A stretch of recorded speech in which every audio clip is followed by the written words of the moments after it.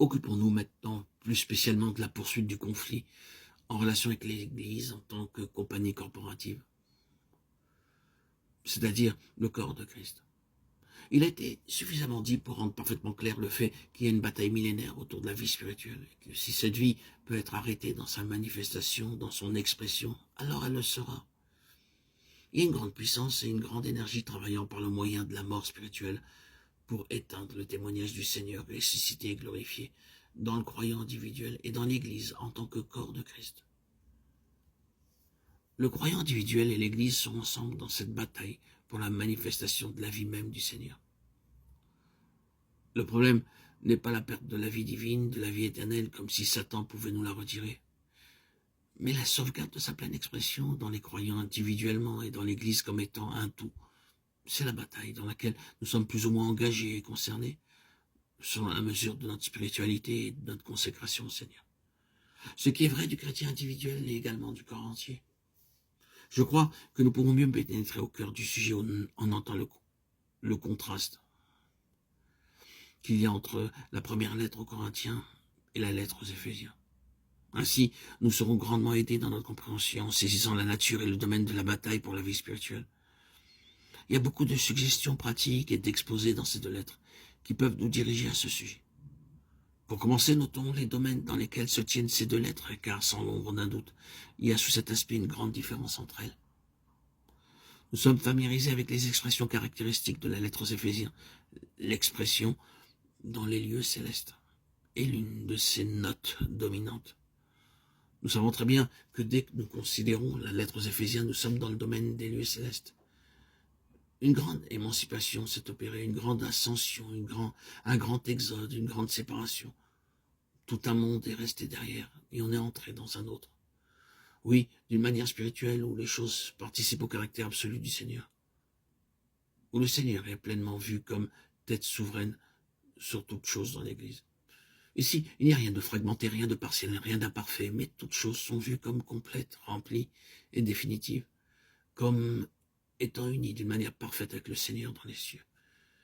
Ici, toutes les expressions employées sont célestes. Il s'agit d'un royaume, et c'est en tant que tel qu'il est présenté dans la lettre aux Éphésiens. Le témoignage également y est vu dans son véritable caractère céleste et son énergie. Nous voulons dire que le témoignage est opérant dans le domaine céleste. Il opère au-delà de ce qui est ordinaire, terrestre, de chair et de sang, des choses de ce monde, des sens. C'est dans le domaine de ces relations ultimes qui sont de nature spirituelle avec des forces et des intelligences surnaturelles qui dépassent ce qui est simplement humain, représentant plus que les forces et les intelligences de cette terre, que le témoignage se montre être opérant. Le témoignage atteint des domaines ultimes de l'univers, touche les dominations et les autorités, les princes de ce monde de ténèbres, les armées spirituelles de méchanceté. C'est là que quelque chose est enregistré, produit, rendu effectif. C'est là, à l'arrière-plan, qu'un témoignage est établi, accompli, exprimé. C'est un domaine céleste. Il n'est pas possible d'aller plus loin derrière cet arrière-plan. Cela se passe derrière toute chose visible, tangible, connue ici-bas, et atteint ce royaume qui est responsable de tout ce qui se passe ici. Ce royaume est parfaitement évident dans la lettre aux Éphésiens. Allons maintenant à la première lettre aux Corinthiens et constatons dans quel monde différent nous entrons. Vous trouvez très peu de ce qui est céleste ici. Vous trouvez dès le début, alors que vous parcourez cette lettre, que vous touchez ce qui est terrestre, les choses mondaines, les choses naturelles. Et combien d'autres choses de cette nature il y a? Il n'y a rien ici de l'atmosphère céleste. Vous êtes en quelque sorte précipité dans quelques affaires sordides, alors qu'il s'agit du peuple de Dieu. Sordide n'est pas un mot trop fort dans un tel contexte.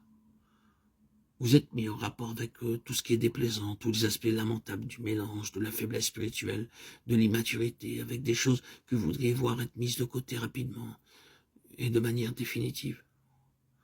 Vous le ressentez au fur et à mesure que vous lisez, que vous entendez, que vous écoutez la parole. Bon, que nous puissions sortir d'un tel état de choses, de division, de schisme, de querelle, de procès, ce n'est pas tout. Combien cela est terrestre? C'est entièrement un autre domaine, et parce que cela est si terrestre, si mondain, parce qu'il y a une telle absence de ce qui est céleste, vous n'êtes pas étonné que le témoignage est si pauvre. Vous ne trouvez ici aucune trace d'impact sur les forces spirituelles. Si vous lisez la première lettre aux Corinthiens d'un point de vue entièrement spirituel, vous serez amené à dire que la situation est plutôt celle où les forces du mal ont pris un avantage, qu'elles n'ont pas été renversées. Vous devez admettre que l'ennemi se meut ici, parmi ses saints, en foulant tout au pied. Il semble qu'il ait toute latitude en certaines choses, amenant celles-ci à un niveau tel qu'il est honteux même dans le monde d'en parler. Oui, il est vrai que l'ennemi est un adversaire non défait en ce qui concerne ses croyants ou leur situation dans cette lettre. Il agit trop à son gré, simplement parce qu'ils sont tellement sur le niveau terrestre des choses. Cela se passe de commentaires, n'est-ce pas? Le témoignage demande, pour qu'il ait une réelle valeur et soit efficace, que le peuple de Dieu, que l'Église soit un corps céleste. Il requiert cela. Il est clair que ces croyants à Corinthe, bien sûr nous parlons maintenant de ceux dont il est fait mention dans cette lettre qui étaient dans de meilleures dispositions, sont parvenus à une mesure vraiment petite de la puissance de la résurrection, simplement parce qu'ils n'étaient pas entrés dans la signification de sa mort, de sa croix.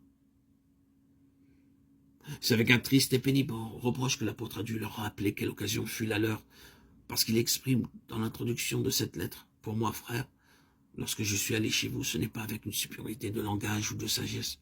Moi-même, j'ai été auprès de vous, dans un état de faiblesse, de crainte et de grand tremblement. Car je n'ai pas eu la pensée de savoir parmi vous autre chose que Jésus-Christ et Jésus-Christ crucifié. » Cela fut l'attitude de Paul, son message et son but lorsqu'il vint à Corinthe, bien longtemps avant qu'il ne leur adresse cette lettre. Or, sa présence parmi eux, mettant l'accent et insistant sur Jésus-Christ et Jésus-Christ crucifié, et sur rien d'autre. Et ensuite, bien plus tard, la rédaction d'une telle lettre met en évidence le fait qu'il n'avait pas appris ce pourquoi il avait été présent, qu'il n'était pas entré dans la chose sur laquelle ils avaient insisté, étant au milieu d'eux. Et toute cette situation est une constatation de ce fait. Si Jésus-Christ et Jésus-Christ crucifié est appréhendé de manière vivante, vous n'aurez pas de semblable division, pas de schisme, pas de fornication, rien de toutes ces choses.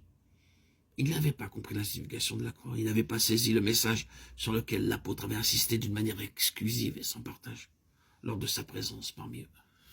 Et s'ils ne connaissent pas la signification de la croix, comment peuvent-ils connaître la signification de la résurrection? Comment peuvent-ils connaître la puissance de la résurrection? Et s'ils ne connaissent pas cela, alors comment peuvent-ils connaître la puissance de cette vie de résurrection manifestant l'impact du Seigneur vivant, ressuscité, sur les forces spirituelles?